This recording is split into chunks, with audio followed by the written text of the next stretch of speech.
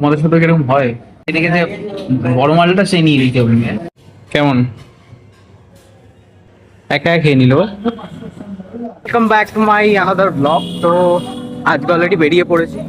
তো মনে হচ্ছে না ফার্স্ট টাইম আবার সেই পুরোনো দিনের কথা মনে পড়ে যাচ্ছে। তো অনেকদিন পরে এদিকে এলাম। তো কোথায় যাচ্ছি চলো দেখতে থাকো। আর আজকে ব্লগটা একটু এনজয়মেন্ট হতে চলেছে। বেরিয়ে পড়েছি এখন প্রেম করার জন্য। তো আজকে প্রেম করবাম, তাই তো প্রেম করবো তো কি মনে হচ্ছে? প্রেম করবোই। তো যাই হোক যাচ্ছি একটা জায়গায়। তো চলো কোথায় যাচ্ছি, ঠিক আছে। তো মনে হচ্ছে সেই অনেক বছরের সেই পুরোনো সেই ফিলটা আসছে। মনে হচ্ছে যেন সেই প্রেম করছি নতুন নতুন, ঠিক আছে। তো চলো কোথায় যাচ্ছি তোমাদের দেখা।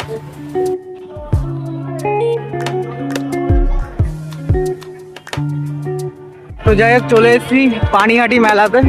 আর আজকে হচ্ছে একটা স্পেশাল ডে আমাদের। তো ভাবলাম এই ছোটখাটো একটু এনজয় করে নি আজকে। তো বেশ এক্সাইটমেন্ট লাগছে। তো চলো এদিকে গান বাজে ওই জন্য কপিরাইট চলে আসবে। চলো দেখতেই পেলে অলরেডি চলে এলাম হচ্ছে পানিহাটি মেলাতে। আর পানিহাটিতে মেলাতে আসার একটাই উদ্দেশ্য ছিল, আর সেদিন ছিল আমাদের একটা স্পেশাল ডে, যেহেতু ছিল আমাদের ম্যারেজ অ্যানিভার্সারি। তো 1 বছর কমপ্লিট হলো আমাদের।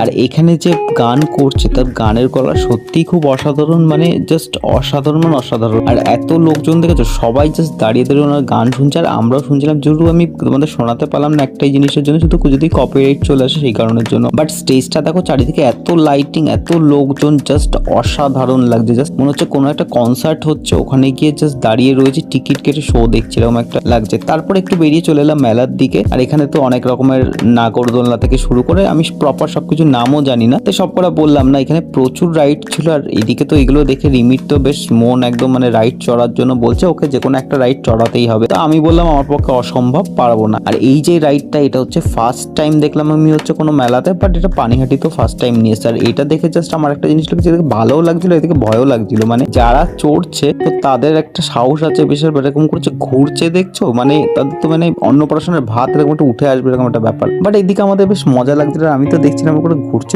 এদিকে যারা দেখছে তারাও খুব মজা নিচ্ছিল, এরকম একটা বিষয়। তো তারপর হচ্ছে একটু এগিয়ে দিয়ে চারিদিকে, এইদিকে তোমাদের কত ভিড় দেখতেই পাচ্ছ অলরেডি মেলার মধ্যে। তো তারপর একটু থাকলাম, বেশিক্ষণ থাকিনি এখানে, যেহেতু আমাদের অলরেডি খাওয়া দাওয়ার একটু প্ল্যান ছিল, সেই কারণের জন্য আর থাকা হয়নি। কেমন লাগছে আপনার?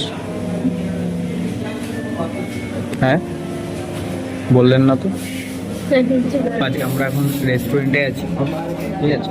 তো অর্ডার করে ফেলেছি ফিশ ফ্রাই, জাস্ট আমি দেখাচ্ছি কি টাইপ করবো। তো ম্যাডাম এবার খুশি পরে। ফিশ ফ্রাইটা দেখো বেশ বড় আছে, এদিকেও রয়েছে। চলো ব্যাপারটা চেঞ্জ করলি কেন? এটাই ব্যাপার। চিন্তা করতে পেরেছো, এই ভালোটা দেখেছি সে নিয়ে নিয়েছে, যে দেখেছে ভালোটা অমনি ব্যাস নিয়ে নিয়েছে, ঠিক আছে। এরকমই হয়, তাই তো। হ্যাঁ তোমাদের সাথে কিরকম হয়, শুরু করে দিল, ঠিক আছে। যে দেখেছে বড় মালটা সে নিয়ে নিতে হবে।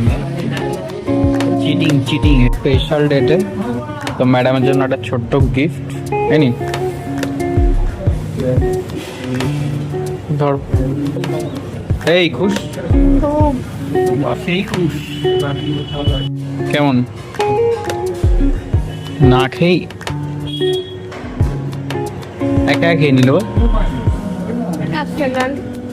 এরকমই হয়, কারণ হচ্ছে আমি ওকে দিতে যাচ্ছিলাম, কেটেছিলাম, বাট এখন কাটছে,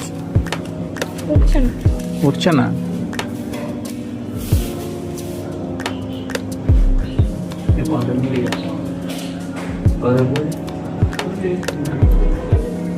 খুব ভালো।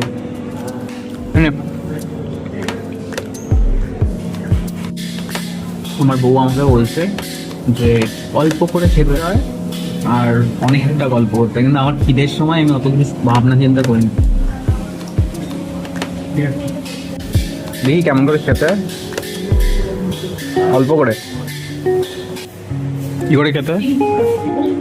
অল্প করে খেতে হবে। অল্প করে খেতে হয় আর অনেকটা গল্প। একটা গল্প করতে হয়। তো আমরা তো অলরেডি খাওয়া অর্ধেকের দিকে হাতটা ছাড়া।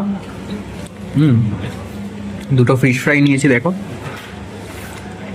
ভালো। দুটো ফিশ ফ্রাই নেওয়া হয়েছে, তো চলো খাওয়া দাওয়া হোক, তারপরে আবার আসছি। যাই হোক, আমাদের অলরেডি ঘোরা কমপ্লিট হয়ে গেল। হ্যাঁ, অ্যানিভার্সারি কমপ্লিট। তো যাই হোক বাকি আছে। ব্লগটা কেমন লাগলো অবশ্যই জানিও। ভালো লেগে থাকলে লাইক, কমেন্ট, আর ইউটিউবে যারা আছে অলরেডি সাবস্ক্রাইব করে দিও, আর ফেসবুক থেকে যারা দেখছো ফলো করে দিও। তো চলো, টাটা।